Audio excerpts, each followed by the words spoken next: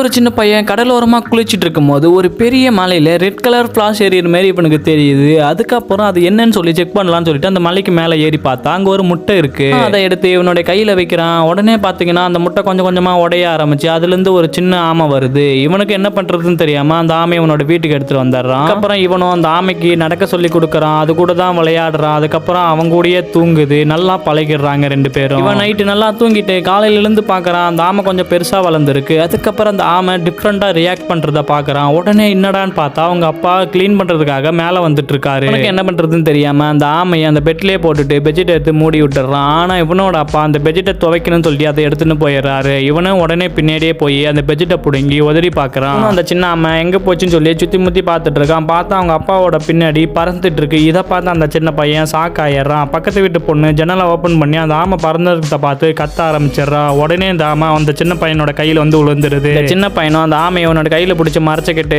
அந்த பொண்ணுக்கிட்ட அப்பா கிட்ட சொல்லக்கூடாதுன்னு சொல்லி மிரட்டுறான். அந்த பொண்ணும் பயத்தில் சொல்ல மாட்டா. அதுக்கப்புறம் இந்த ஆமை நைட்டில் வாயிலேருந்து நெருப்ப வரத்தை பார்த்தா இவன் மார்னிங் அந்த சின்ன பையன் அந்த முட்டையை எங்கேருந்து எடுத்துகிட்டு வந்தானோ அதே கடற்கரையில் போய் அந்த ஆமையை விட்டுட்டு திரும்பி பார்க்காம வரான். ஆனால் அந்த ஆமை இவன் பின்னாடியே ஃபாலோ பண்ணிட்டு வருது. சின்ன பையனுக்கும் அந்த ஆமையை விட்டுட்டு வரதுக்கு ரொம்ப கஷ்டமாக தான் இருக்கும். இருந்தாலும் அந்த ஆமையை பார்க்கறதுனால கொஞ்சம் பயமாக இருக்குது. அதனால ஓடி போய் மறைஞ்சிக்கிறான். மறுபடியும் அது வருதான்னு சொல்லி பார்க்குறான். ஆனால் இவனை தான் ஃபாலோ பண்ணிட்டு வரும். நேரம் பார்த்து அங்கே ஒரு கார் வருது. இவனும் பயத்தில் அந்த ஆமை இறந்துட போயிடுன்னு சொல்லி காப்பாற்றி இவன் கூட எடுத்துகிட்டு வந்துடுவான்.